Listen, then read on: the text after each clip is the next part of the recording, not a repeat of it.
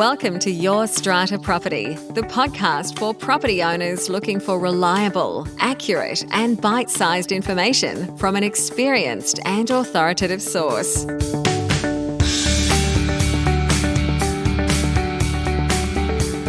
Hello and welcome. I'm Amanda Farmer, Strata lawyer, and it's my job here to help you demystify the legal complexities of apartment living.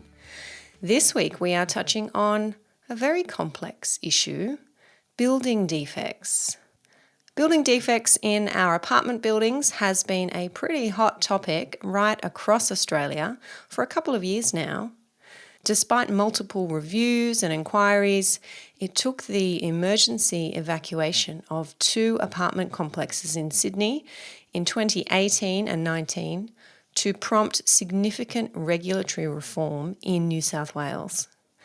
Just last week, we heard of another building in Sydney where residents were packing their bags, having been informed by engineers that the building was not structurally sound. The current news on that building in Sydney's Canterbury is that evacuation has, thankfully, not been necessary.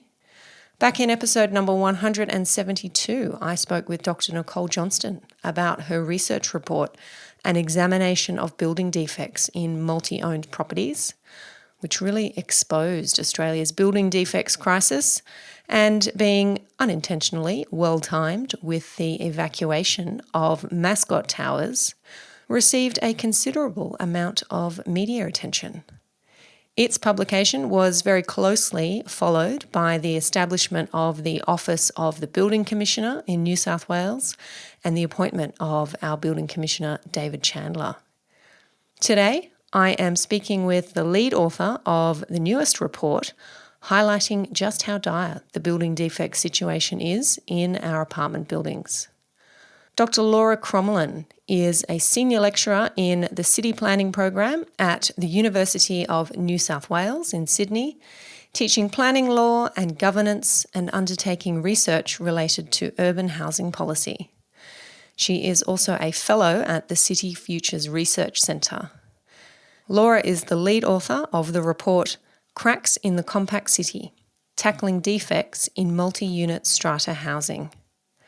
As part of this project, the researchers analysed a random sample of half of all strata schemes completed in the Sydney, Parramatta and Canterbury-Bankstown local government areas between 2008 and 2017. In addition to their perhaps unsurprising findings about the prevalence of building defects in new buildings, their research also revealed that in the apartment market, apart from the price and some pictures in a glossy brochure, off-the-plan buyers are almost completely in the dark as to what they are buying. The situation is a little better for buyers of existing apartments. At least they can walk around and see the property for themselves. But Laura and her team found that the information even these buyers can access to reassure them of the quality of their prospective homes varies in both scope and quality. And I have been particularly interested in the conclusion that this, in large part, reflects a lack of systematised information available to strata inspectors when they are carrying out their inspection of strata books and records. That in particular is what I was very interested to speak to Dr. Laura Crommelin about today. Now, this research was funded by the Australian Research Council with the support of various industry partners, including the Australian College of Strata Lawyers. You can read the report in full. I have a link for you in the show notes under this episode over at yourstrataproperty.com.au/podcasts. Just look for this episode number 284. There's also a link there to a free how-to guide put together by the researchers. That's a guide for purchasers and owners on how to tackle defects in strata schemes. Well worth checking out, but I'll take you over right now to my chat with Dr. Laura Crommelin. Laura Crommelin, welcome to the show. Thanks so much for having me, Amanda. Thank you for squeezing in this chat. I know you have been particularly busy speaking to media and other stakeholders, colleagues about this report that has just been launched. So we appreciate your time. Glad to be here. It's great to see it out in the world finally. It's taken a while.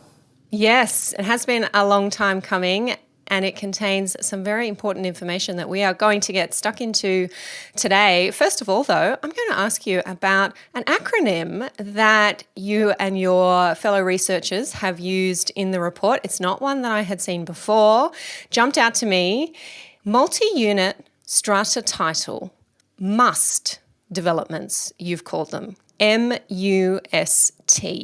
Can you tell me more about this acronym? I love it, by the way. Sure. Yeah, a couple of people have picked up on that, which has been interesting. I have to admit it's not a term of art. It's just something that we came up with for this report. I guess we were grappling with how to be sort of concise. It's still a long report, even with, as many ways we could find to keep it tight as possible. And we, in the past, have often used MOP, multi-owned properties, as an acronym. That one works well, I guess, more in international settings. But because we were looking at a particular sample of buildings in this research that were strata titled, we wanted to be specific about that. So we started with strata titled and then added multi-unit and ended up with must, and it seemed catchy, so we went with it. It is catchy because I might be a bit biased, but I feel that strata title developments deserve attention, and having the acronym that spells out must helps, I think, giving our developments that attention. So I think it's one that we should use and encourage others to use, and we'll see it catch on. We must be doing better for our strata Happy to see it developments. embraced. There's so much that your report covers when it comes to building defects and the trouble that we have with our new developments. And when our listeners go and have a read of the report, the executive summary in particular, and the recommendations, they will see those findings and those recommendations. But there was one finding in particular that I really wanted to get stuck into with you today, if that's okay. Your report focused on information, or the lack of information for purchasers who are buying into must developments. And you did talk about off-the-plan purchases and then purchases of established strata title properties. Can you explain for us a little bit about this information deficit? Yeah, thanks, Amanda. It's glad you picked up on that, because for us that's, I think, one of the really key features of this research, and honestly not something we were necessarily focused on going in. We were looking for more robust evidence about defects, and the more we looked, the more we found that part of the reason we don't have that clear picture of how bad the problem is because the information's just not there. And so we focused on that, and the more we unravelled it, the more it goes all the way back down the chain. It's the fact that the developers aren't necessarily producing the best information, they're not handing it on to buyers, that government's not requiring them to hand it over to them. So by the time you get to owners, they're already so many steps behind the ball in terms of trying to do their research and get good information about their buildings. In terms of the issue around off-the-plan buyers versus people buying into existing buildings, I think they're both in difficult situations, but in slightly different ways. So for off-the-plan buyers, the key problem is you don't even have a building to look at. You're just looking at pieces of paper with pictures on them. So you really need to focus then on the reputation of the builder and hope that that's the thing that will protect you.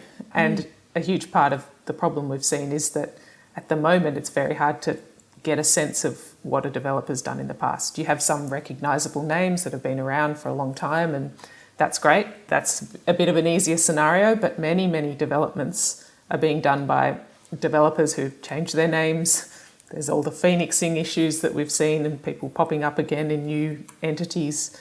So buyers are really just left to kind of Google and ask around and hope that they speak to someone who happens to know something. For people in existing buildings, at least you can go and look at it, and that's a good starting point. But then you've got all the challenges of trying to get into the records of the building. There is the mechanism of the Strata inspection report, which is really great in theory, and some strata inspection reports that get produced are excellent, but there are many others that are pretty threadbare in terms of the information they provide, and so therefore not great for buyers to just be relying purely on that. So lots of gaps to fill, certainly. Yes, and I do want to get into the poor quality of strata inspection reports, as you've identified in your report. But first, back to the off-the-plan purchases.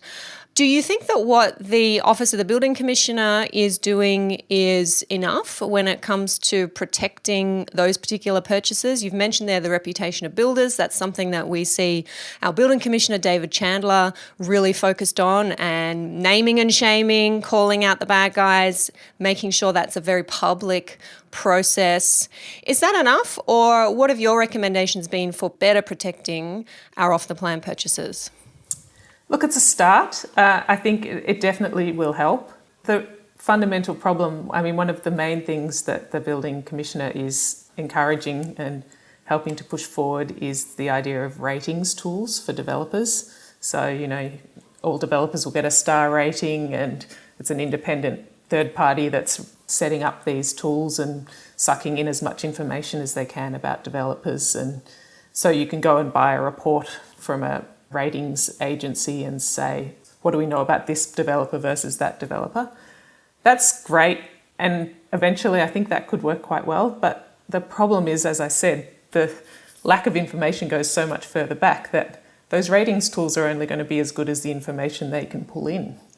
So if they can't get information about what's happened in past developments, then they're not going to have much more visibility of some of these issues than the buyers themselves. So what we need to see is tightening up all of the processes of government in particular, collecting the information that can then be fed into those sorts of tools and make sure that they're actually well-informed assessments of what these developers have been doing in the past. Yes.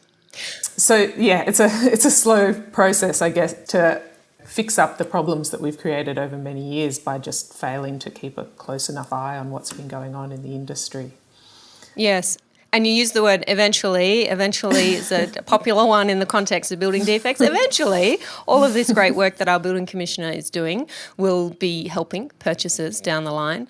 Something else that I found quite interesting in reading your report is that you found there was no market imperative for anybody to be doing anything at the front end of these developments to protect the purchasers down the line, because ultimately the original owner, as we call them in strata law speak, the developer, is registering the strata plan, and then the owner's corporation is constituted an entirely different legal entity, the owner's corporation. And that legal entity is then taking on all of the obligations to repair and maintain the common property and essentially inheriting the sins of the developer, of the original owner. And there's just no, in a hot market, there's no commercial imperative or market imperative for the developer to be building good quality stock. Have I articulated that correctly? And did you want to speak a little bit more to that? Because I thought that was a big call, a brave call, and a really important finding to have made from your research.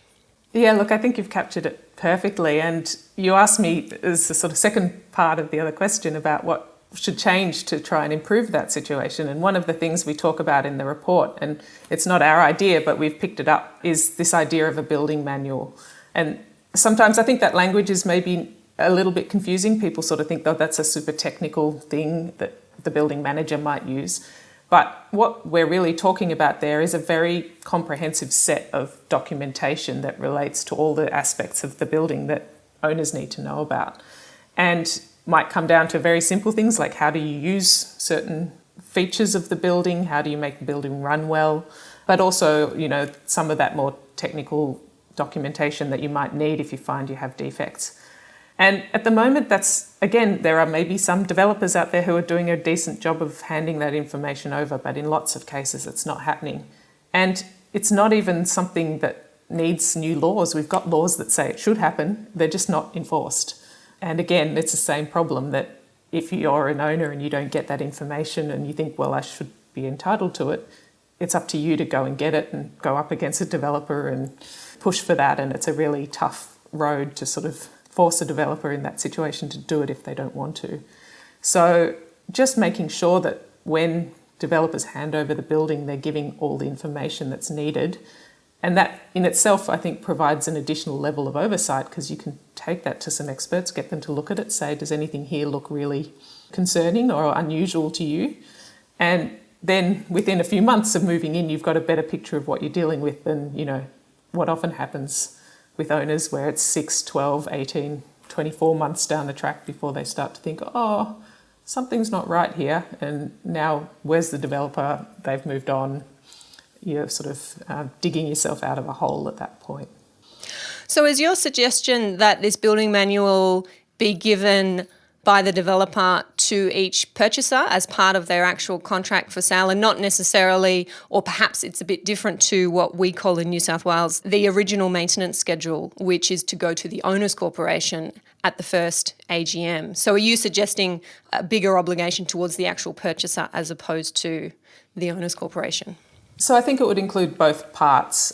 It would also be something that you could give to individual purchasers that covers the stuff that they need to know on a day-to-day basis. Often buildings have features. I mean, we've talked to builders and architects and they say, we designed this great thing and then no one ever used it because they never realised that you had to do this with the louvers to make the airflow work, or, because no one ever gave them... You had to do this to keep it working. You had to actually maintain it in this particular way. Yeah. I mean, I know when I moved into my apartment, I had no idea how to work the intercom, and it was just a trial and error thing of pressing various buttons until one day I worked out which one opened the door. So, there's some of that basic stuff, but I think also just making sure that what gets handed over to the Owners Corporation is more comprehensive and more user-friendly as well. Mm-hmm. And do you see a role there for strata managers with these new developments to be requesting this, perhaps to be a little bit more educated about the importance of this? You've already hinted at that imbalance of power between an owners corporation and a developer. Professional strata managers, do you see them having a role advocating on behalf of their owners corporations and communicating with the developer about the need for this information?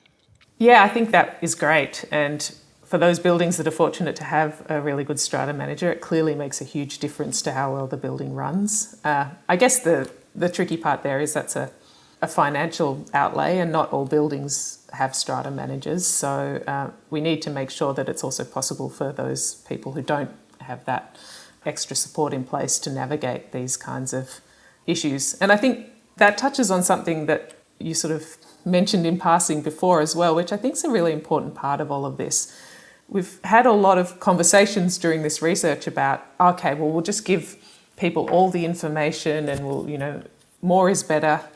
And I'm sure, in the legal context, we know that doesn't work, that if you give people too much information, then their natural reaction is to not read it.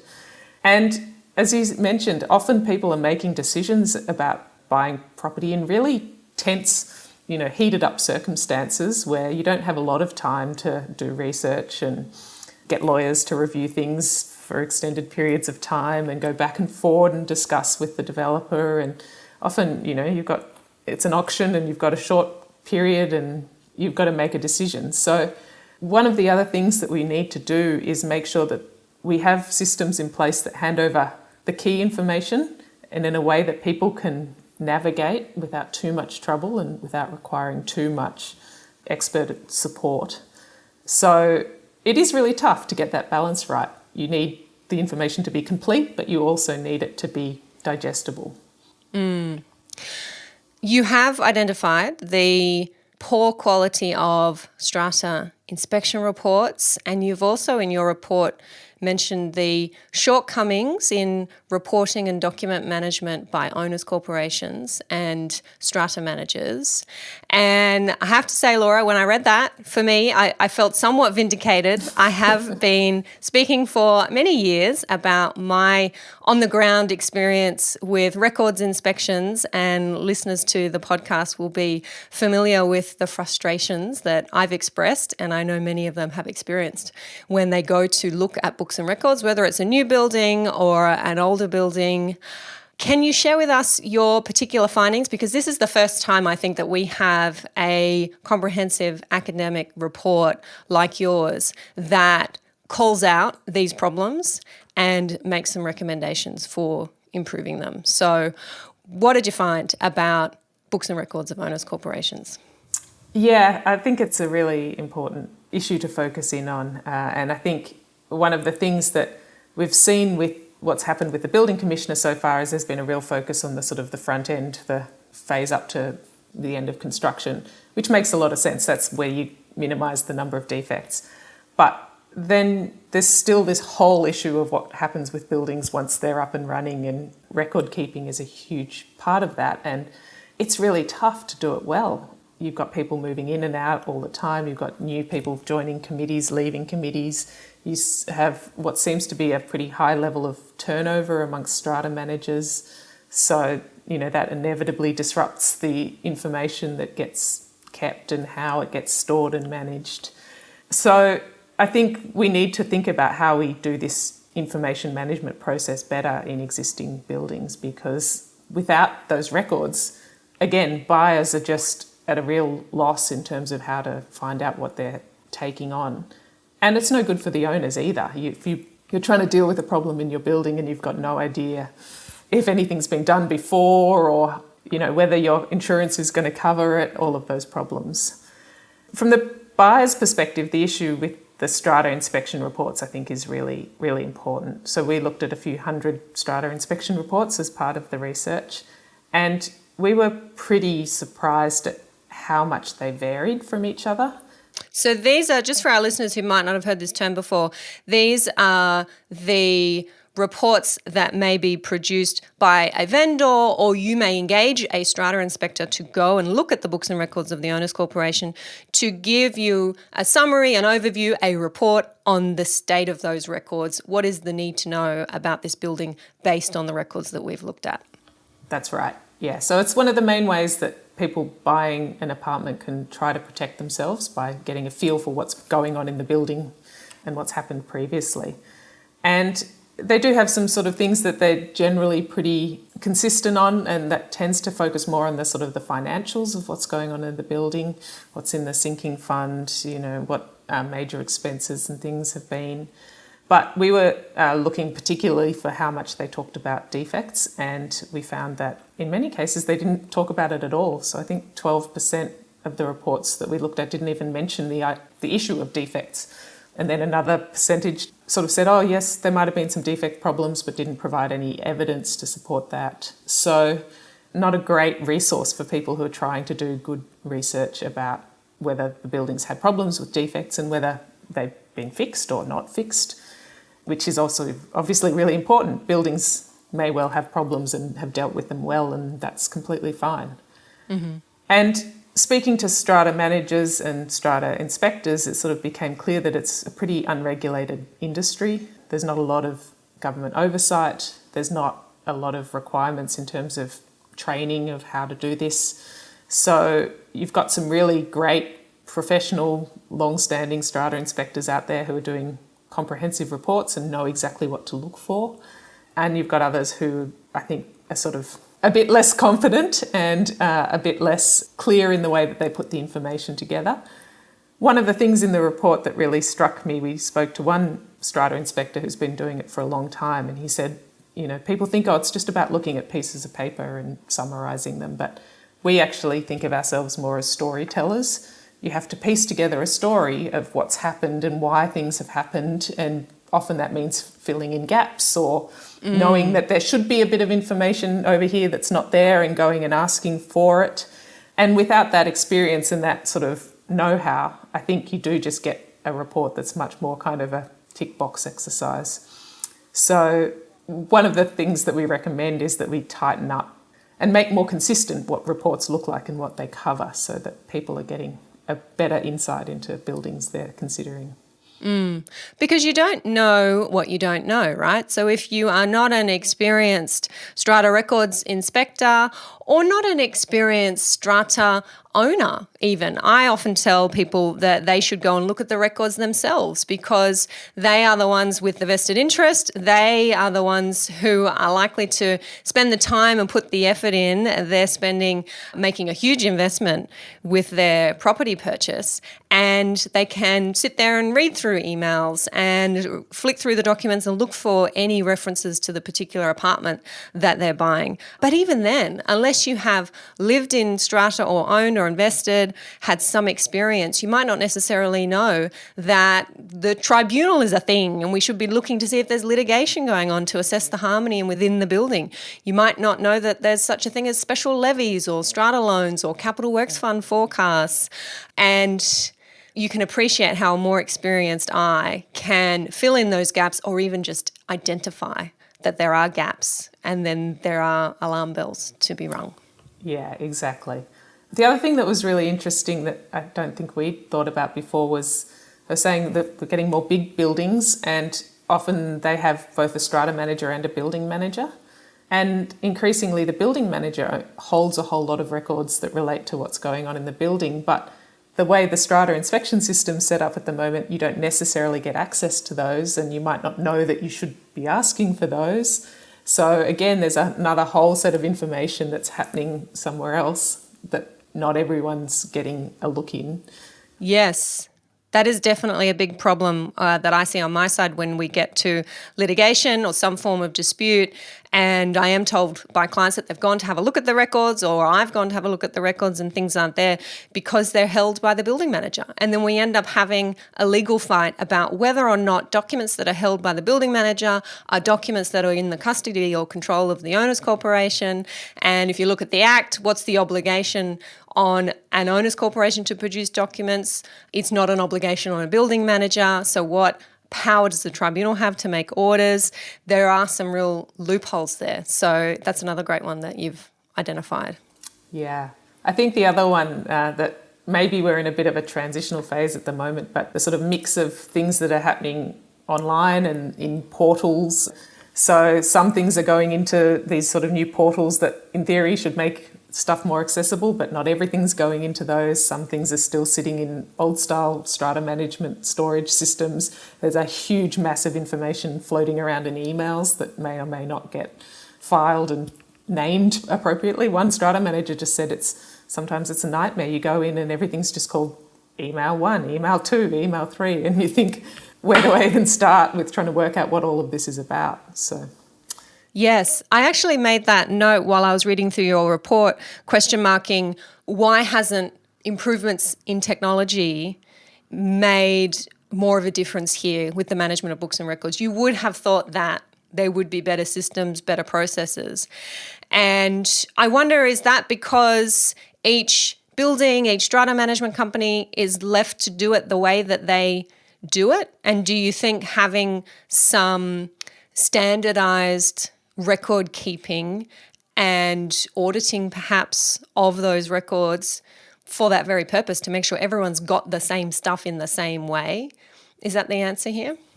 I think we do need some of that. I'm not an expert on the sort of the different technologies and which one's the best, but some level of standardization or at least better interoperability. So if you do move from one system to other and you pick it all up, it actually goes into the new system properly.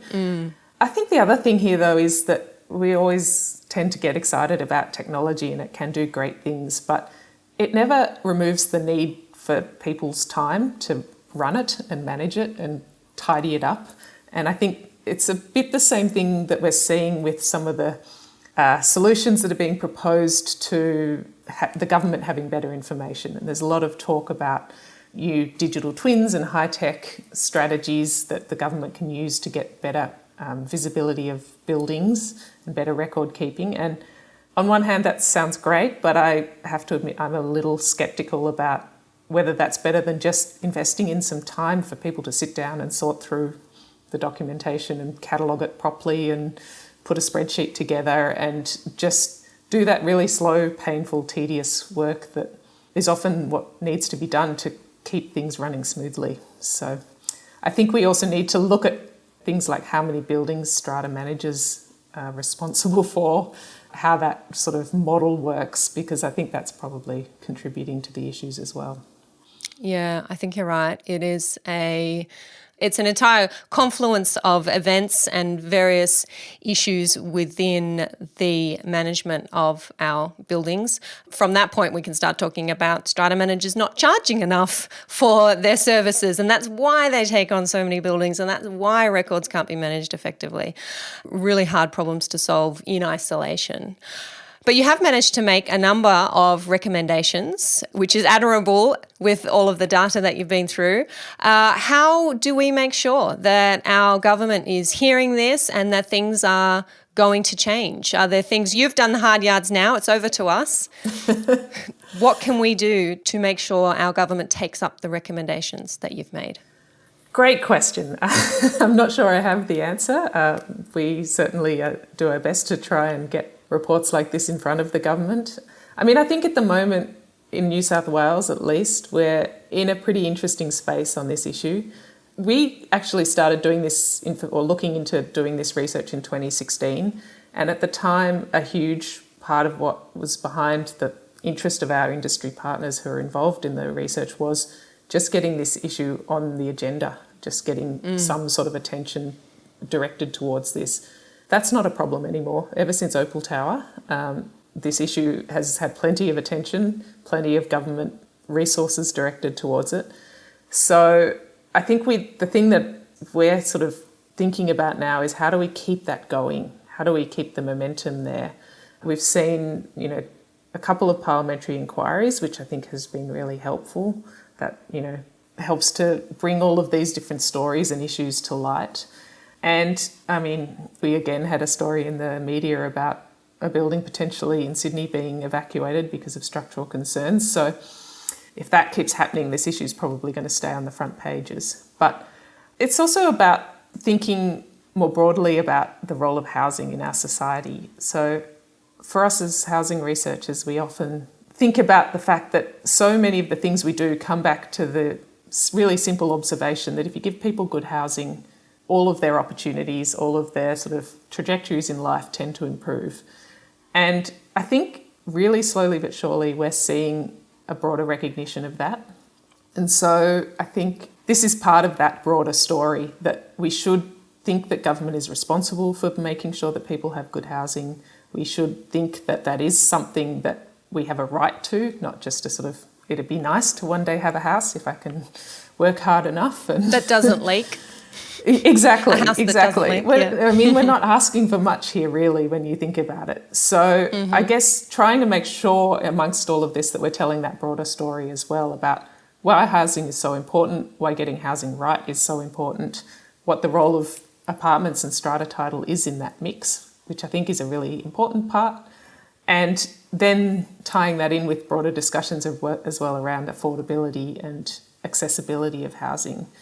And if people start to see that as something that's the responsibility of government, then I think we won't have so much trouble with these kinds of issues anymore, because we'll see that more proactive role. So that's a kind of a big picture answer to your question, but I think it's so important that we encourage people to think that way about housing and not just sort of accept this sort of idea that, it's something the market does, and if you can afford it, that's great, and if not, well, that's bad luck. It's much more important than that, and it should be safe, it should be comfortable, it shouldn't leak, and we need to keep the pressure on government to make sure that happens. And especially as our population grows and our communities become necessarily more dense and we have more strata title developments entering the market, we want to make sure that consumers have confidence in those developments, and that those who do form the founding members of that owners corporation, they are armed with the documents, the information, as you say, to make good decisions going forward about their building. I'll just add, I think there's a real equity issue here as well. We see in our big cities now that for many people, apartments are what you can hope to afford potentially, and that might well be it. So 20 years ago, 30 years ago, maybe your apartments were your stepping stone before you bought your freestanding house. And there's been a whole discourse around this issue of defects, that sort of people saying, oh, well, I wouldn't buy an apartment because of all the problems. And that's not really a solution, because that for many people means I don't buy anything at all. Yep. This is what I can aspire to, and this is the reality of what's available to me. So we do need to make sure that the response to this issue is not, oh, well, apartments are no good and people should just go back to buying houses, because that's not a solution for a big proportion of people who live in our cities. It needs to be, well, okay, this is the housing we're providing, so we absolutely need to make sure that it's good quality, that it's robust, that it's comfortable, and that people know what they're getting. So, yeah, I wholeheartedly agree with you in terms of the importance of tackling this issue. Laura, where is the best place for our listeners to go to find out more about the City Futures Research Centre? I know that you have lots of other research going on about our must developments, and there are some important past research papers that people can dig into. Where's the best place to find those? The starting point is definitely the website. All of our research reports will end up there, and you can read about all the different things. We've got colleagues doing great work on homelessness, lots of different aspects of governance of high density living. So plenty of different things to keep people busy if they're interested in these issues.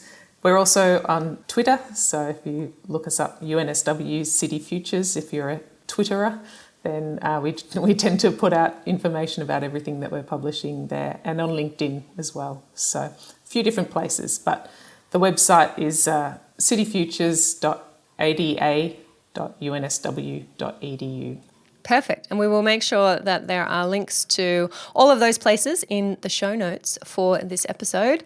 Thank you very much, Laura. I will look forward to catching up with you again soon. I do encourage our listeners to go and check out the report and take on board as far as you can for those who are in existing buildings. And I know many listeners to the podcast, if not most, are those in well-established buildings. There's a lot there that can prompt you to improve your own record keeping and information management inside your own strata scheme. So good tips there for managers and owners as well.